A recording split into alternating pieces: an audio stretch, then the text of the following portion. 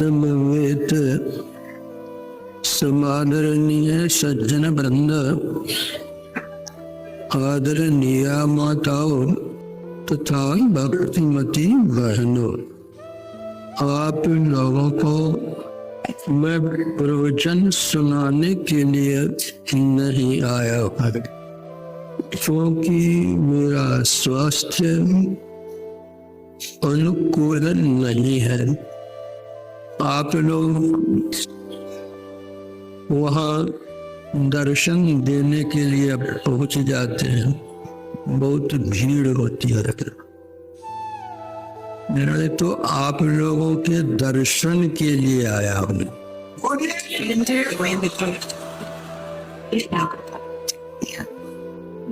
आप लोगों में से कोई कह सकते हैं कि ऐसा कैसे हो सकता है? दूर दूर से लोग तो आपके दर्शन के लिए आते हैं और आप दर्शन के लिए कैसे रहेंगे? दर्शन देने के लिए आए हैं, यह आप लोगों की श्रद्धा है। लेकिन वास्तविकता यह है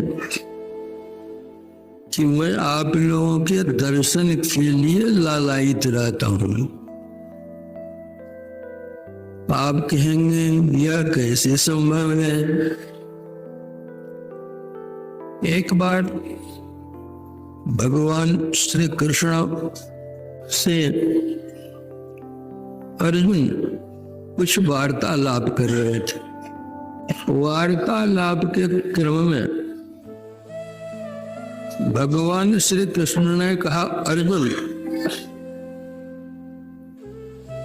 कितने भक्त हमारे ऐसे हैं जिनके दर्शन के लिए मैं लालायित रहता हूं।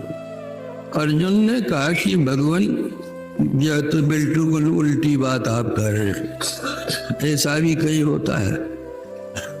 भक्त तो भगवान के दर्शन करना चाहते हैं, और भगवान होकर आप भक्त के दर्शन के लिए कैसे लालायित हो सकते हैं?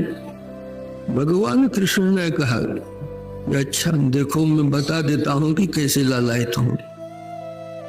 तो भगवान श्री कृष्ण ने अपना विराट रूप धारण किया। उस विराट रूप में समूचे शरीर में भक्त लोग बैठे हुए थे, नख से लेकर सिख तक।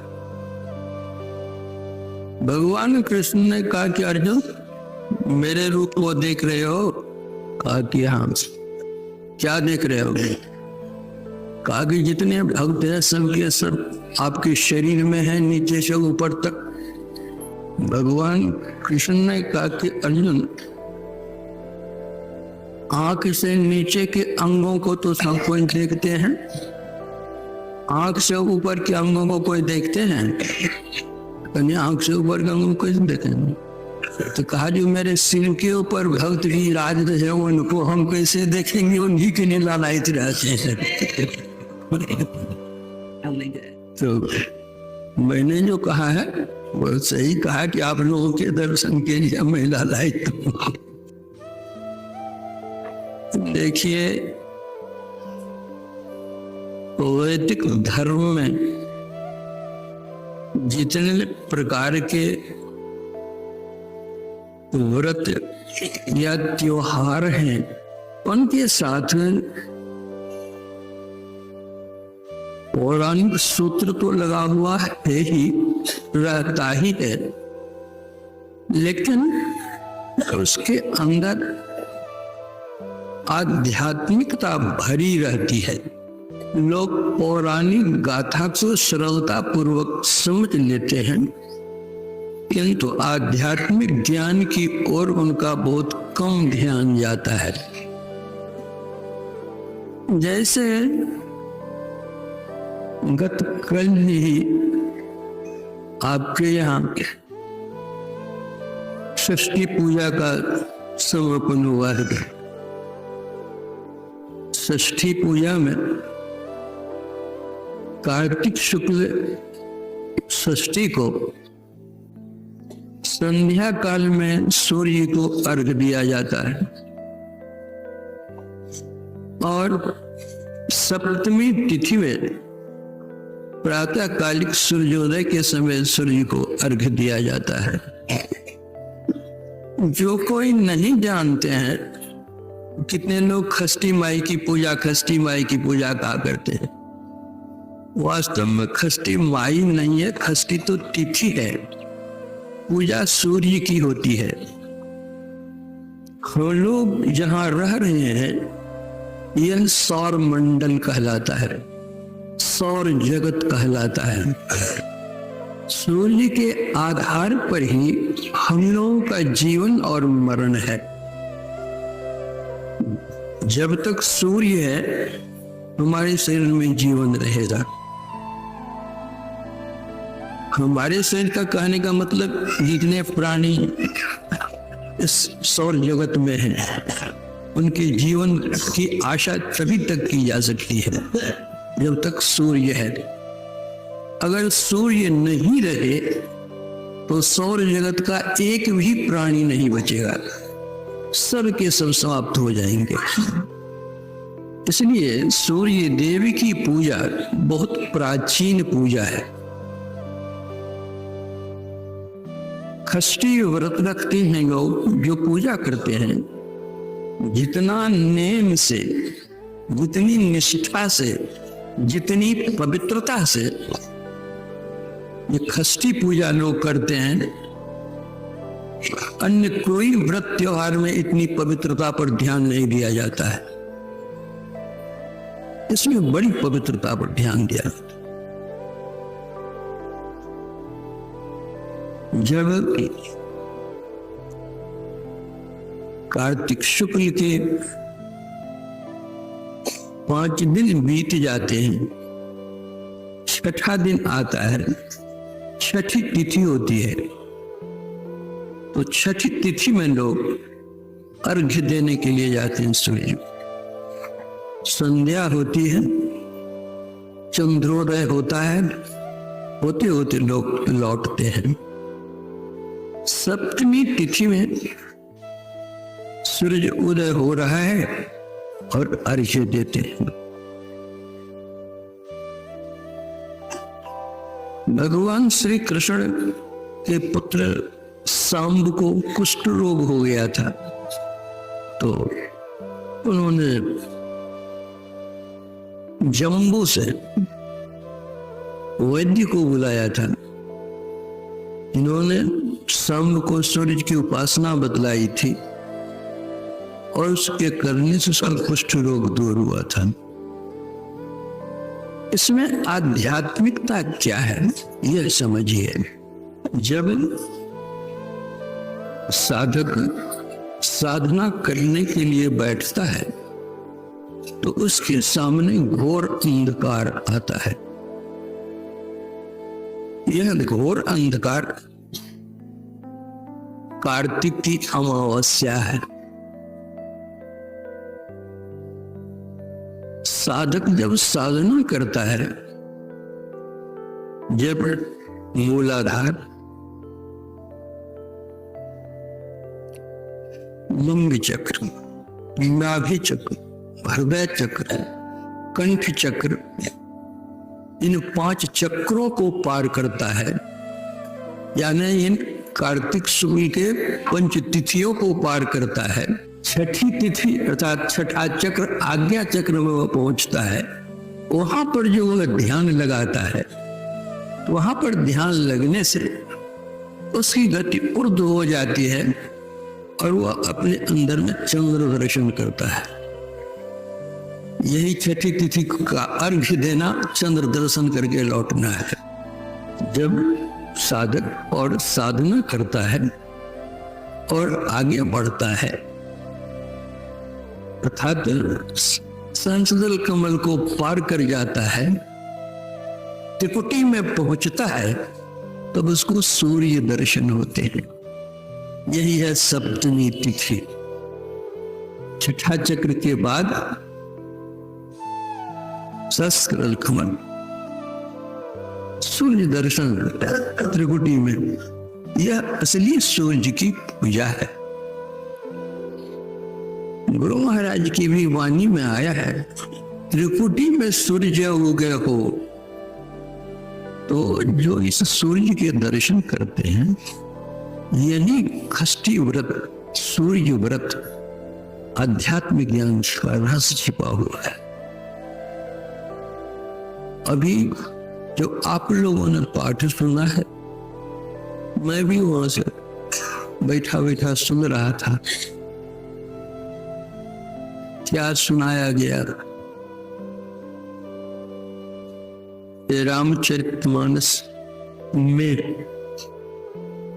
काकभूषुंडी और गरुड़ संवाद है, शिव पार्वती संवाद है, याज्ञवल्क्य भरद्वाज संवाद है, जिसको खट संवाद कहते हैं। और तुलसीदास जी हम लोगों से कह रहे हैं यह अष्ट संवाद है। तो क्या संवाद दिया है इसमें? काकभूषुंडी एक प्रतीक है। कौवा कहीं ज्ञानी होता है, लेकिन कौवा भी ज्ञानी हो जाता है जब तक हम लोगों की वृत्ति अंधकार मंडल में रहता है। अंधकार मंडल क्या है? काला ही काला, काला ही काला। तो जो काला काला में रहेगा वह कर्म कैसा करेगा? काला नहीं करेगा, उजला काम करेगा। कबीर साहब ने कहा, काजल केरी कोठरी ऐसा यह संसार, बलिहारी हुआ दास की पैठ के निकसनहार। तो जब तक अंधकार मंडल में रहते हैं, कागा बना हुआ रहता है, कौवा बना हुआ रहता है, दूसरे को दुख देना जानता है। कौवा सुख नहीं पहुंचाना जानता है, जहां घाव रहेगा उसी वो चोंच मारेगा और दुखी को और दुखाना जानता है। यह जब तक अंधकार मंडल में वृत्ति रहती है, कागा बना रहता है। और जब साधना करता है साधक, अंधकार से प्रकाश में जाता है, उसकी बुद्धि निर्मल हो जाती है, पवित्र हो जाता है। संत तुलसी साहब ने कहा है, नील चढ़ी निर्मल भई और काक से हंस बन जाता है। बुद्धि पवित्र हो जाती है। हंस देखने में उज्जवल होता है, कागा देखने में काला होता है। उसी तरह उसकी बुद्धि उज्जवल हो जाती है, पवित्र हो जाती है, काकभूषुंडी हो जाता है।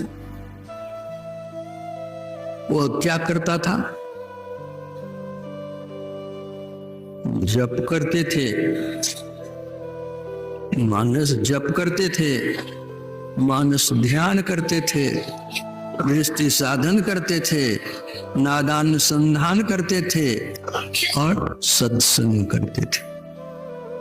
क्या सुना?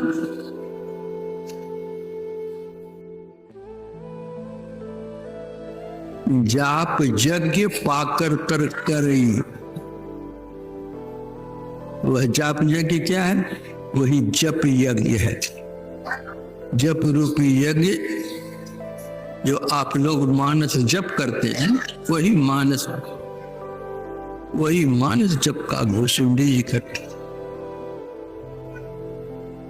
आम छाह करी मानस पूजा। मानस पूजा भी वे करते थे। वह मानस पूजा क्या है? वही मानस ध्यान है।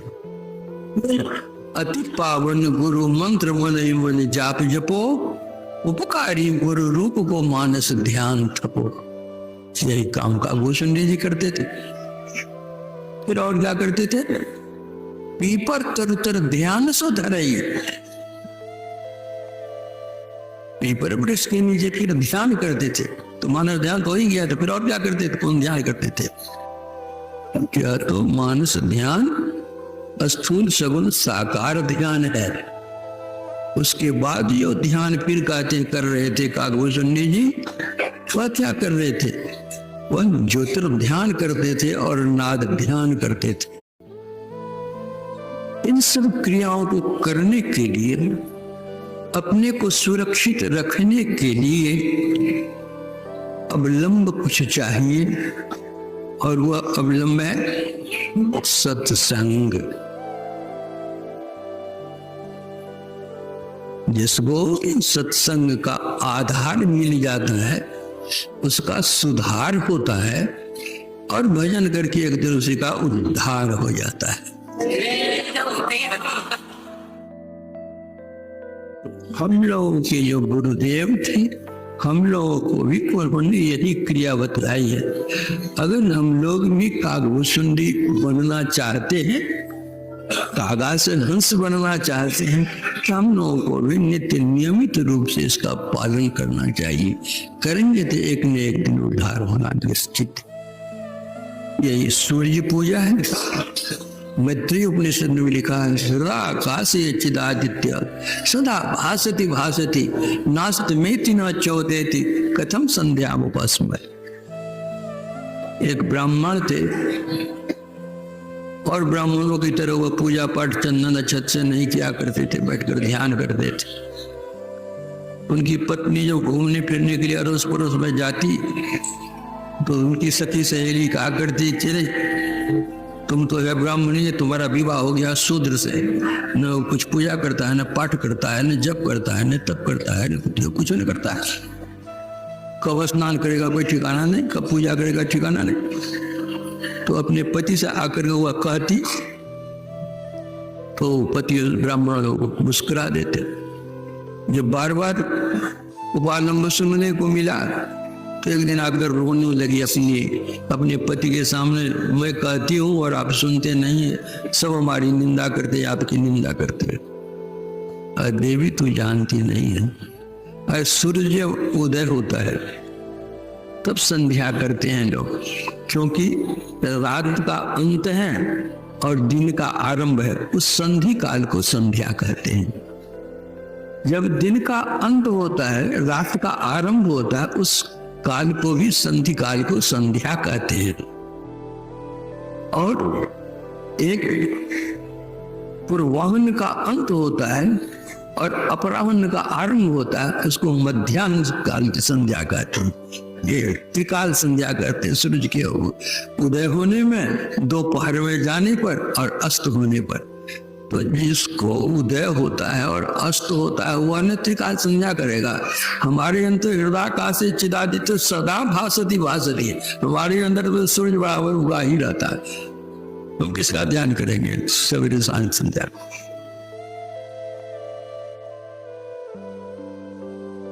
यही असली सूर्य आराधना है।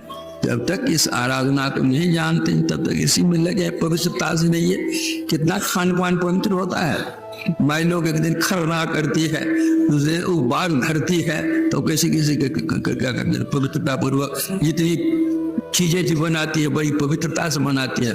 उसी तरह से खान पान को भी पवित्र रखिए, आचरण पवित्र रखिए और सूर्य व्रत कीजिए, कल्याण होगा। इतना कह करके प्रवचन में विराम देता हूँ। आप लोगों को बहुत बहुत धन्यवाद।